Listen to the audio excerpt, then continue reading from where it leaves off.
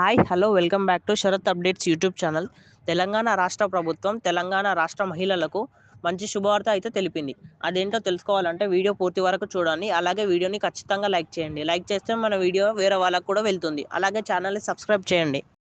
తెలంగాణ మహిళలకు good news. త్వరలోనే అకౌంట్లో డబ్బులు జమ కానున్నాయి. ఈ మేరకు గ్రామాల వారీగా లిస్టు తయారు చేస్తున్నారు. అభయహస్తం పథకం కింద పొదుపు చేసుకున్న సొమ్ములను తిరిగి మహిళా సంఘాల్లో మహిళలకు ఇవ్వాలని సర్కార్ డిసైడ్ అయినట్లు తెలుస్తుంది.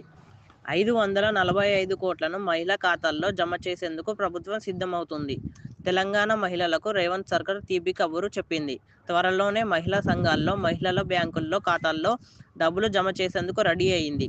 అభయహస్తం పథకంలో నిధులను మహిళలకు తిరిగి ఇవ్వాలని ప్రభుత్వం నిర్ణయించినట్టు సమాచారం.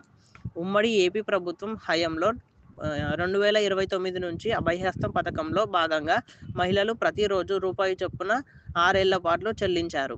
డ్వాక్రా సంఘాల్లోని మహిళలు ఈ స్కీమ్ కింద తమ డబ్బులను పొదుపు చేసుకున్నారు. 2009 నుంచి 2016 వరకు సభ్యులు జమ చేసిన సొమ్ములను తిరిగి ఇవ్వాలని ప్రభుత్వం డిసైడ్ అయినట్లు తెలుస్తుంది. ఇప్పటికే అధికారులు గ్రామాల వారీగా లబ్ధిదారుల లిస్టును కూడా రెడీ చేసుకున్నారు. త్వరలోనే మహిళల ఖాతాల్లో ఆ సొమ్మును జమ చేయనున్నారు.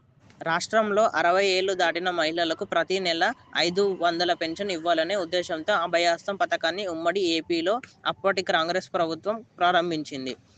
మహిళా సంఘాల్లోని మహిళలు ఏడాదికి 365 చొప్పున ప్రీమియం చెల్లించారు.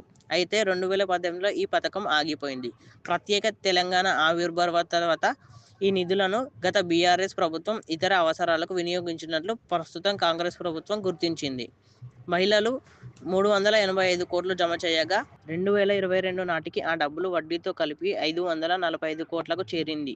ఈ నిధులను మహిళా సంఘాలకు బ్యాంకుల్లో ఖాతాలో జమ చేయాలని రేవంత్ సర్కార్ డిసైడ్ అయింది. ఈ మేరకు గ్రామాల వారీగా లిస్టు తయారు చేస్తుండగా త్వరలోనే వారి ఖాతాలో డబ్బు చేయనున్నట్టు ప్రభుత్వం తెలిపింది. వీడియో నచ్చితే ఖచ్చితంగా లైక్ చేయండి. అలాగే ఇలాంటి వివరాల కోసం మన ఛానల్ని సబ్స్క్రైబ్ చేయండి.